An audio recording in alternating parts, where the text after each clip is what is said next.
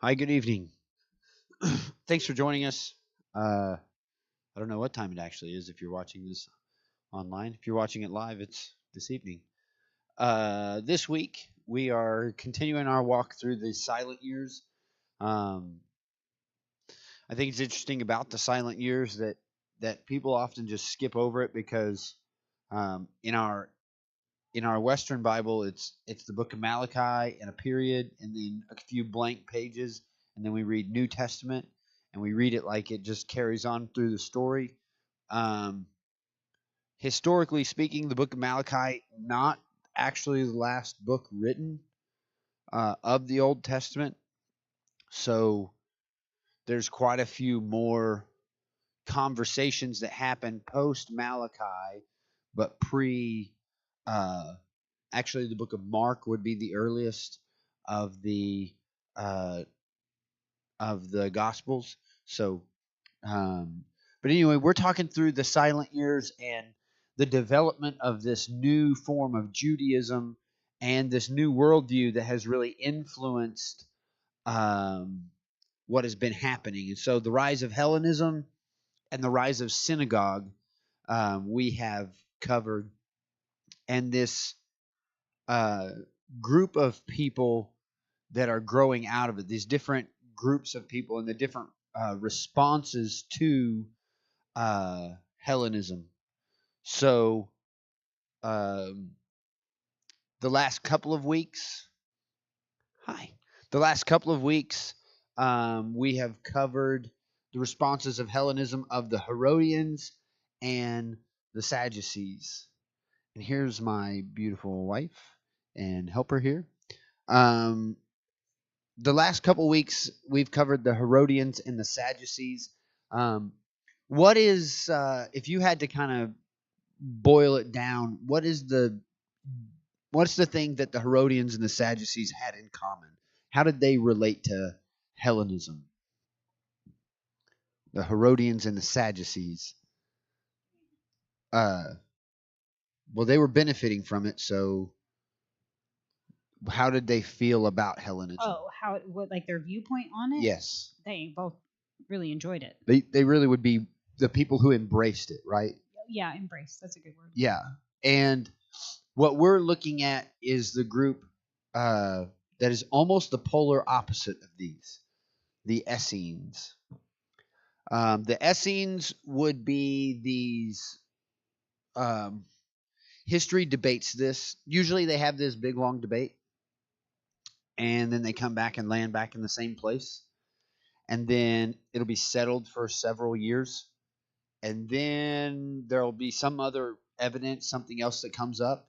And so there'll be all these debates again, and they'll land back in the same space.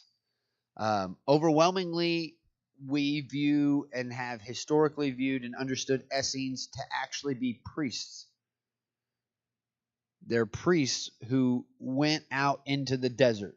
Now, what is really throwing historians for a loop currently is in the excavation process, they've discovered graves, and they're not really sure uh, how to put together these graves of females that they have found, because priests in the Jewish culture were exclusively what? Male? Men. Yeah, exclusively men. So if the Essenes are priests, But I thought you said that women could go through that. I said women could go through they could go through the rabbinical Oh, so training just in the synagogue, schooling, but they couldn't actually be the priest. but rabbinical training uh, and Levite training and priestly training not the same. How do we get rid of that? I am not sure. Is the volume turned way up on the mains? It feels like that's what we're hearing. Anyway, It's giving me a headache. so Well, the rabbinical training happened in the synagogue, but the Levite and priestly training happened in the temple. You had to be a Levite to be trained in the priestly way. Okay, the rabbinical training in the Pharisaical process in the synagogue, that was open to anybody, and there were just checkpoints along the way to stay in it. Does that make sense? Yeah, gotcha. So they were training rabbis and not priests. They were teachers, not. Uh, anyway, does that clarify that? Yes, I got it. And so these Essenes, they were priests that really chose to reject what was going on because they felt like this corruption and this awareness of this corruption that was going on in the system. They said, I'm out. God has this corruption. God is rejecting this. And so they had this view that that corruption in the system, in the way that, and people betraying God's heart, was a trigger for certain eschatological end times prophetic happenings. So they removed themselves out into the desert to prepare for the second coming, even though the first coming hadn't happened yet. Anyway, it's kind of interesting, but they were like in time preparation, all out in the wilderness. Hey, if God's going to destroy all this, there's going to have to be someone who is aware of the law and the light, and be able to guide people back. Does that make sense? And so they found their way out into the desert, specifically to this community called Qumran. Anybody ever heard of Qumran? Qumran. It is a bunch of caves and communities in the wilderness, and we're going to get to that here pretty quickly. But Qumran is famous for one particular thing from the 1950s. That's about when we found Qumran. About half a mile away from a really big lake. We call it a sea, actually. Not the Sea of Galilee, a different sea close by. You know what it is? The Dead Sea. So, matter of fact, it was the Dead Sea Scrolls is what they're famous for. Qumran is where the Dead Sea Scrolls were found. And so they had rejected this corrupt system, and they made their way out into the desert. And when they found their way out into the desert, their intention was to know the light and live the light, to know the path and live the path. What is the path? It's a great question. To know what are they what The law? the law. To know the law, to know the text, and to live the text. So these people are rejecting everything else and making their way out into the desert, and they are going to isolate themselves from everything else. And can you show that first picture? I've got 8 pictures here. Do you remember? It's under covers on the other one. Nope, that's not it. Essene 1. Nope, that's 8. It's under the playlist. Do you see the playlist? Essenes 1. It should be at the top. Essenes 1, and click the play. It's in the playlist.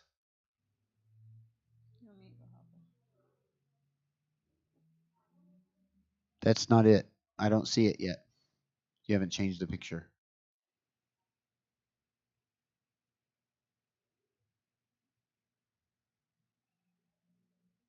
Still hasn't changed.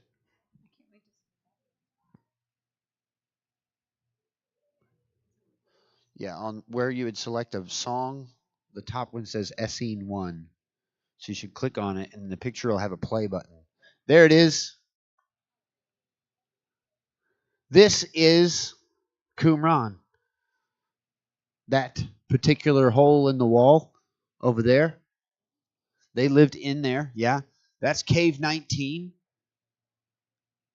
Cave 19, is that what that is affectionately called?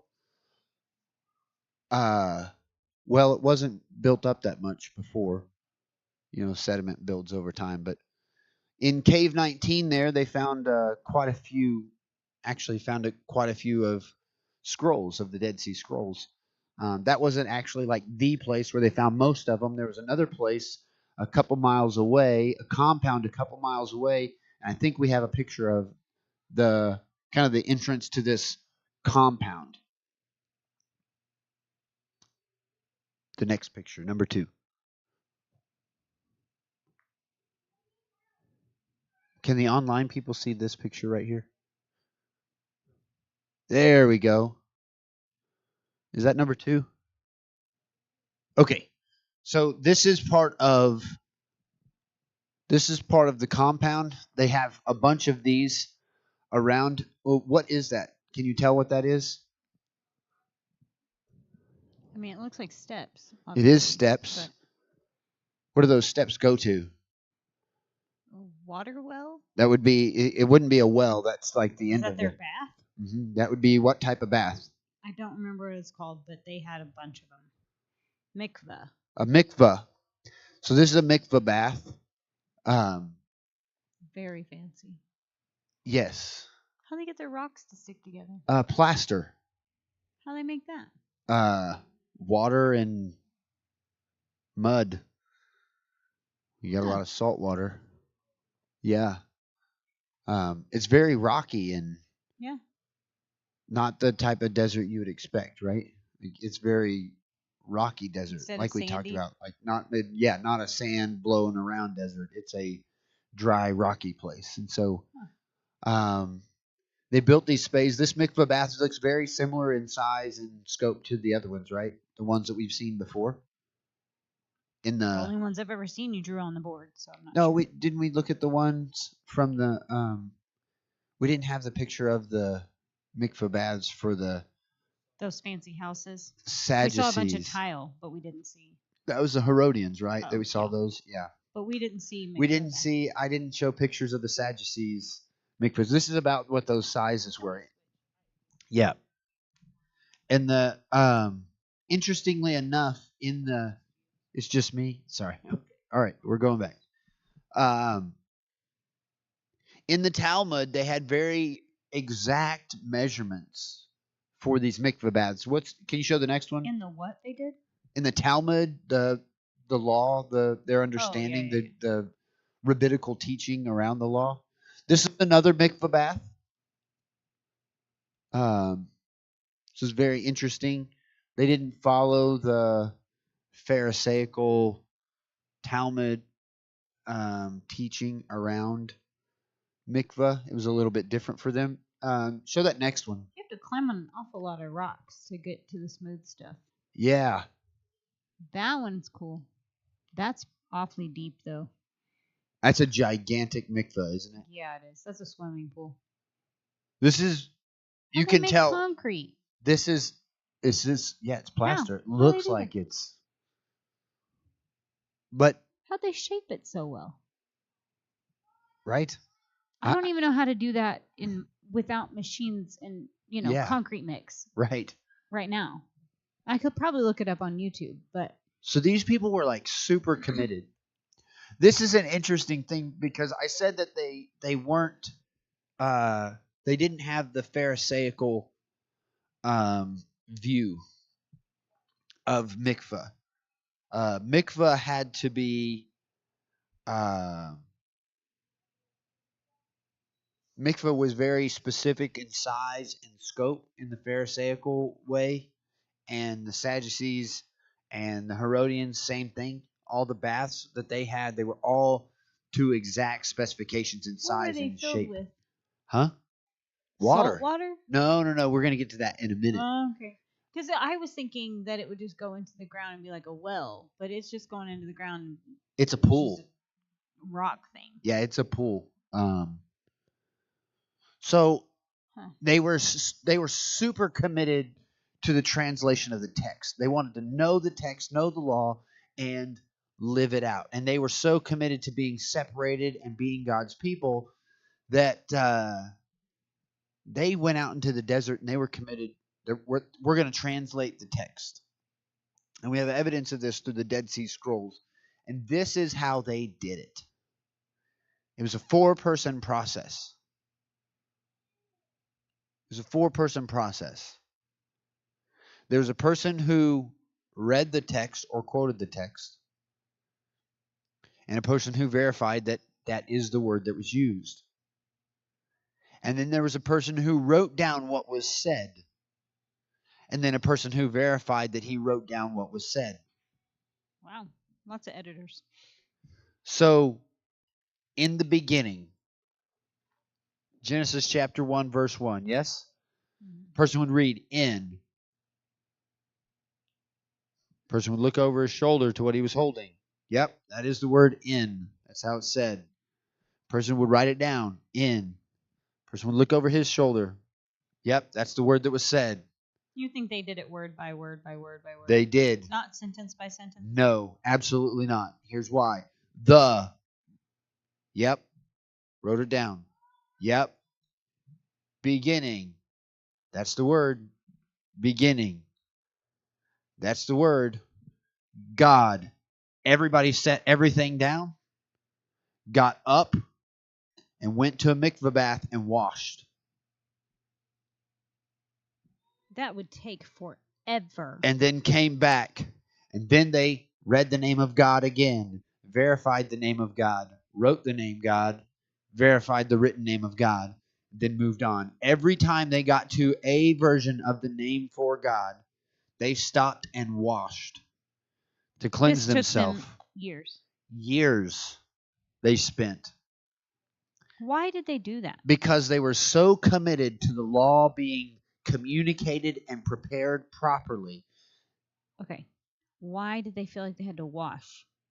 Because they were so committed to being holy in the sight of God, to do God's work God's way.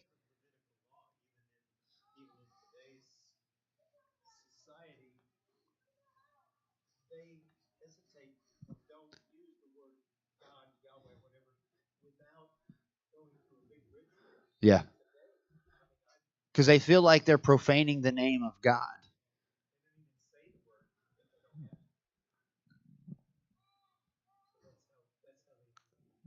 Because they don't want to be guilty of profaning the name. It is in the law. It is specifically written, don't take the Lord's name in vain. And they don't want to just use it loosely.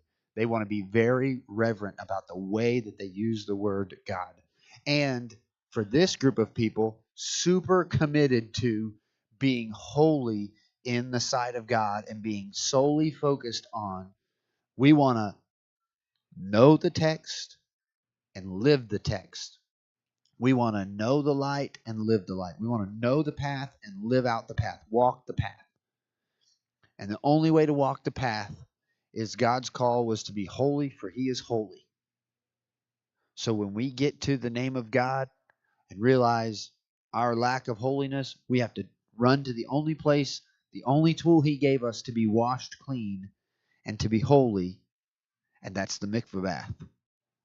For a holiness, for a cleansing, and then back to work with the task that they felt empowered to participate in. That was knowing the text and writing it down and continuing to communicate it. They lived and believed that Isaiah chapter 40 was their calling. Isaiah chapter 40, verse 3 through 5. Do you want to read it or do you want me to read it? I didn't know where we were, so I hadn't gotten there, but I can. So Isaiah chapter 40, verses 3 through 5 was something that they would quote all the time and say, this is who we are, this is what we're doing. 3 through 5? Yes. The voice of one crying in the wilderness, prepare the way of the Lord, make straight in the desert a highway for our God. Every valley shall be exalted, and every mountain and hill brought low. The crooked places shall be made straight, and the rough places smooth. The glory of the Lord shall be revealed, and all flesh shall see it together, for the mouth of the Lord has spoken. Okay, Go back, verse 1. Comfort, yes, comfort my people, says your God. Keep going. Speak comfort to Jerusalem and cry out to her, that her warfare is ended, that her iniquity is pardoned, for she has received from the Lord's hand double for all her sins. This is something that they're going to quote over and over again. The people of Israel are about to receive double for everything that they've done to corrupt the law and corrupt the way of the Lord. But out here in the desert, God is calling us to write the word, to make straight a path, to raise up the valleys, to lower the mountains, and give people a straight path back to God so that he will redeem his people. They would say, quote this over and over and over again. Well, God has spoken. They knew God had spoken. That's what the Old Testament was all about. That's what the Talmud or the Torah was all about. This is God's voice, God's calling to us. And so here they are in the desert, as this word says, as a voice crying out on behalf of God. Make straight the path. Find your way back to God because you're receiving double for all your iniquity. And so they are super committed. You hear any echoes of stuff going on here? Anybody, like when you read this, is there a character in the Bible that comes to mind?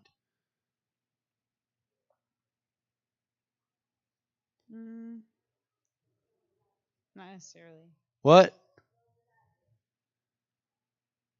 John the Baptist? Yeah, John the Baptist. Very John the Baptist-y here. I said they didn't believe. We're going to get to John the Baptist in just a second. But I wanted to cover this first. They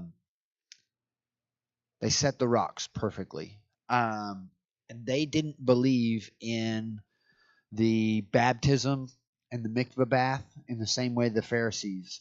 They believed that the only way to be cleansed was with Mimheim.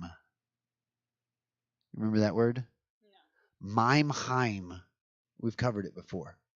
It just sounds German. Living water. Oh. Mimheim. So if water's going to be living, can it be contained? No. Can't be in a bowl. Can't be scooped out. Or in a bath. It has to be running, right? I think so. So they had to fill their mikvah baths with living water, which means it either had to be spring-fed or what would be the other source of living water not controlled by man? Rain. So they had to find a way. How often did it rain in the desert? What was their closest body of water that was like the Dead Sea? The Dead Sea. That doesn't count, right? No. If that's not living water. Well, no, it's dead. It's dead. So, can you show, is it picture 5? Is that what we're on?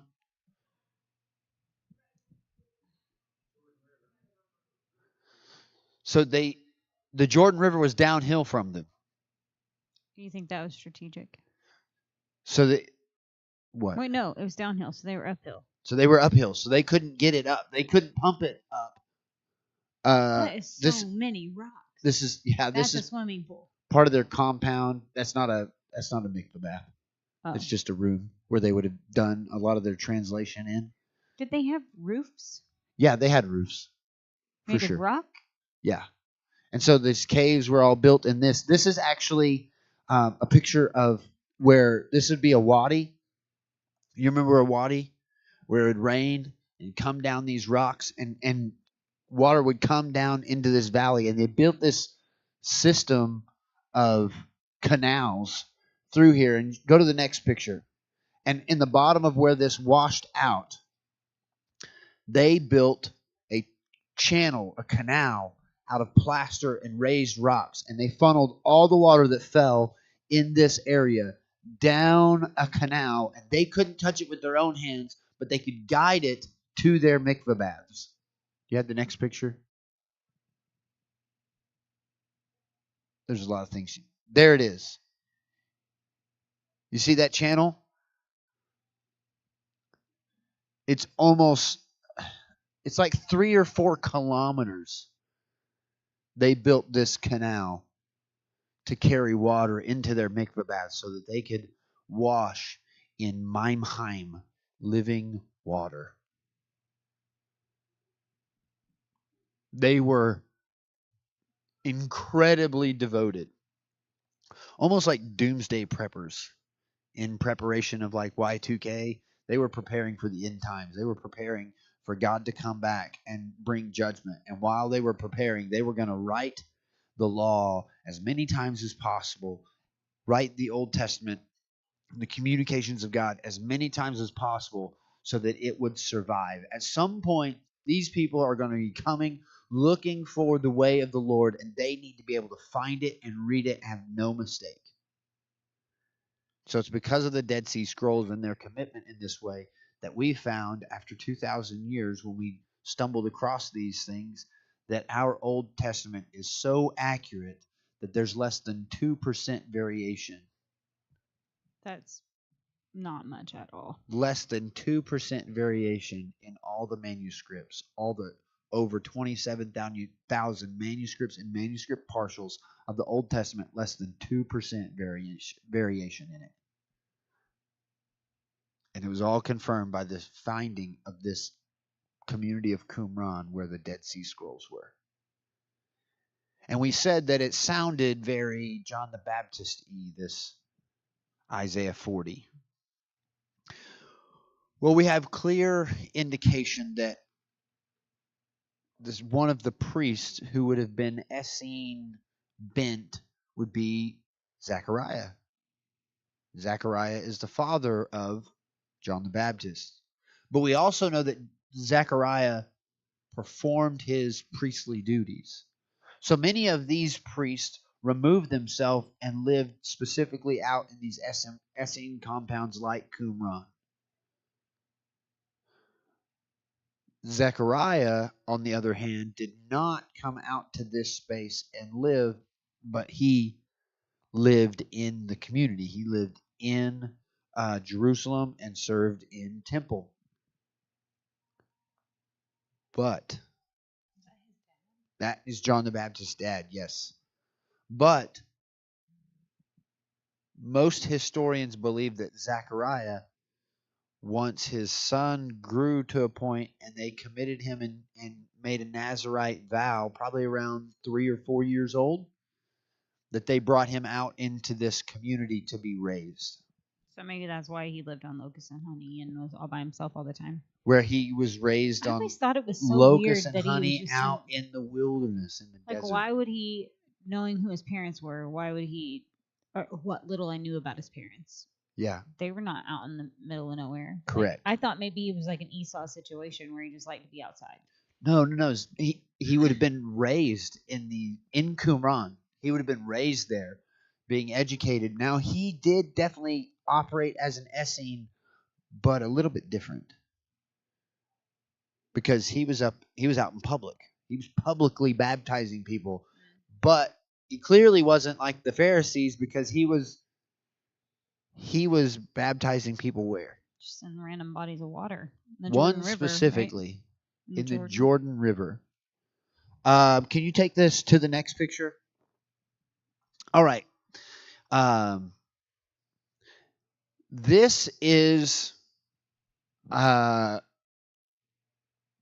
here on the bottom right. I need to stand up. All right. Here on the bottom right, this is the Essene compound of Qumran as it's being excavated. Okay.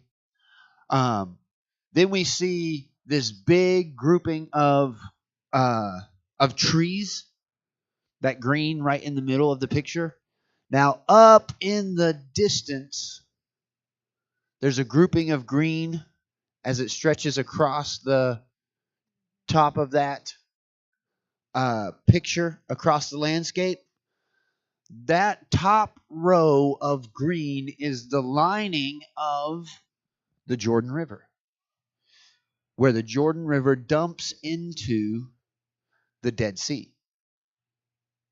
And now these people these Essenes believed and taught that to make straight They were here to prepare the way of the Lord and to make straight in the desert a highway for our God. Every valley shall be lifted up, and every mountain and hill be made low, and the uneven ground shall become level, and the rough places a plain. And then, if they did that, if they focused on that, that the glory of the Lord should be revealed, and that all flesh would see it together, for the mouth of the Lord has spoken. They would say this over and over again, and we would look at this and go, man, they're out in the middle of nowhere, and nothing good ever happened. I mean, John the Baptist, fine, except we have so many declarations of a man showing up about 3 miles from this complex to meet John the Baptist to be publicly baptized. This would be where Jesus was publicly baptized, 3 miles from Qumran, where the Jordan, just upstream from where the Jordan River meets the Dead Sea, is where John the Baptist is making his declaration to repent and be baptized, and Jesus shows up to be baptized. And then the Gospels say that he was led by the Spirit out into the wilderness, this wilderness, to be tested. No, not the trees. The trees were perfectly planted because they're perfectly planted now, because they're being grown for a specific reason in modern day Israel. But no, he would have been led out into this desert, into this wilderness, into this rocky wasteland to be tested by God, to fast for 40 days and 40 nights. This is where it happened, in the area of the Essenes, in this area where the people were devoted to knowing the text and walking the text, knowing the path and walking the path. And they believed that if they were faithful, that God would reveal himself to all people here. And this is where Jesus starts his public ministry. This is the people of the Essenes. They are committed to solitude and knowing the text and walking the text. And so there's some of this that we really want to buy into, and that we've really been trying to be committed to over the last several months and years, really, to better know the text and walk the text. And it's a challenge. It's a really big challenge, because we said last week that we have a lot of Herodian in us, don't we? Yeah. And it's like these juxtapositions and these warrings inside of us to know the text and to live how God has called us to, but balancing in being effective in reaching our world with certain comforts and conveniences that we're born into now. And so it's quite a wrestling match. But this is the Essene people. Anything you want to interject? I just think there's so much that we can learn from them, and so much we can have a conversation about these people. But man, a group of people that if we don't stop and talk about these silent years, we don't know the growth of this people and how important these people are to who we are today and what we have today as Scripture, and the evidence that we have that this Scripture is the Word of God, how God spoke it in the first place. A dependable interpretation and declaration out of the mouth of God through the hands of men to the hearts of men.